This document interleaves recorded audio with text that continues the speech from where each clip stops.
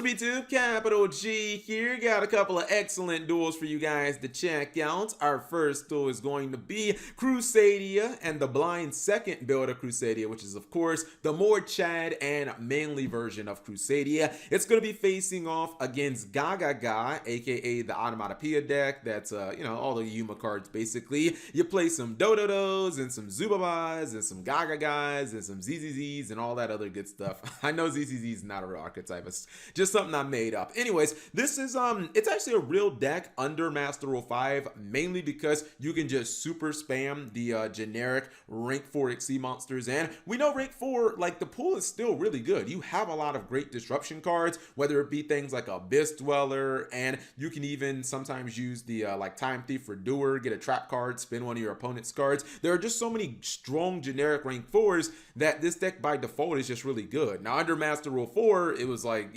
basically unplayable, but now it's actually pretty good. Anyways, we're gonna go ahead and roll this, and you guys will see exactly what I'm talking about. You'll actually see excuse me, another XC monster that you would not expect to see in a rank 4 deck. So Gaga sister, and we know like Gagas and stuff, they can adjust their levels, and that's why right off the break, first XC monster you see is Lady Beatrice, which is like, what? Cap, you said this deck was all about spamming those rank 4s, and the first card he drops is a rank 6. But don't worry, you're gonna be getting a lot more rank 4s as well. Time Thief for Doer.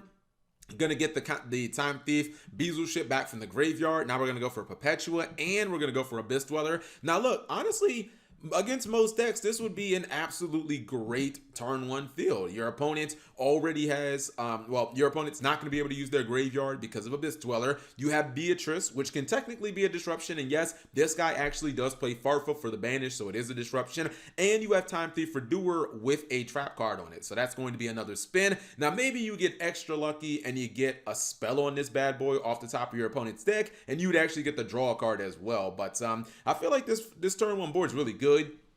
And actually, he's going to get lucky. He's not only going to use Abyss Dweller and Perpetua, but he's also, excuse me again, he's actually going to get, luckily enough, a spell card. So now, not only is his opponent locked out of the graveyard, and he still has Beatrice, but he'll also be able to draw a card off of the Kaijuto Waterfront. So we'll see what's going to happen. Now, unfortunately for him, he does have a Kaiju in his hand, so he ain't going to draw no cards. I lied.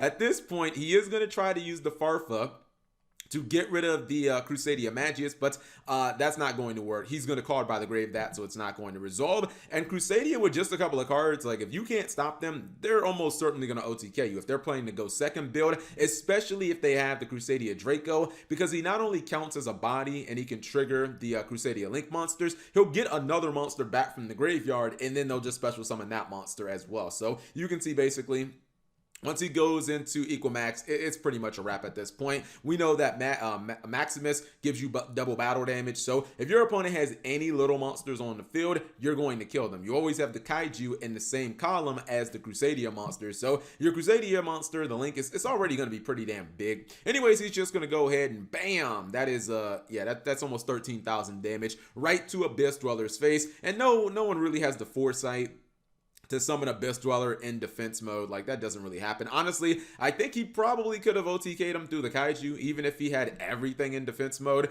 I'm pretty sure he would have been able to OTK him through the Jizukiru. So it was pretty much like, once he got Kaiju, I just didn't really see him winning that duel. Anyways, next duel is going to be a duel of, well, a lot of continuous traps. We got True Draco, and if you hate True Draco, I know most people just gonna tune out. They're gonna be like, Cap, thanks for the first duel. I'll see you next time. I'm out of here. I ain't watching no True Dracos. Gonna be doing against Weather Painters, and Weather Painters have a good opening hand. Unfortunately, this is not a great matchup for the Weather Painters. Opening Macrocosmos against Dracos is excellent, but opening Double Solemn Strike is not, because you kind of need to, like, for Solemn Strike to be good against Draco, you have to force them, you have to do something and then have them respond with their Draco effect, because Dracos don't just inherently activate effects. They basically don't do anything until you do. Now, again, the Macrocosmos looks good. He does play Iron Wall, and that's kind of a hard counter to Macrocosmos, so that sucks.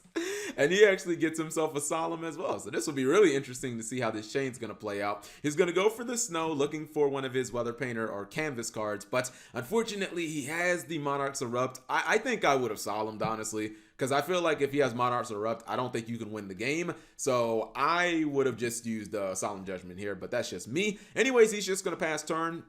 He is going to activate the Iron Wall. His opponent says, I'm actually going to solemn that, Cap G. But, oh, man, you get solemned.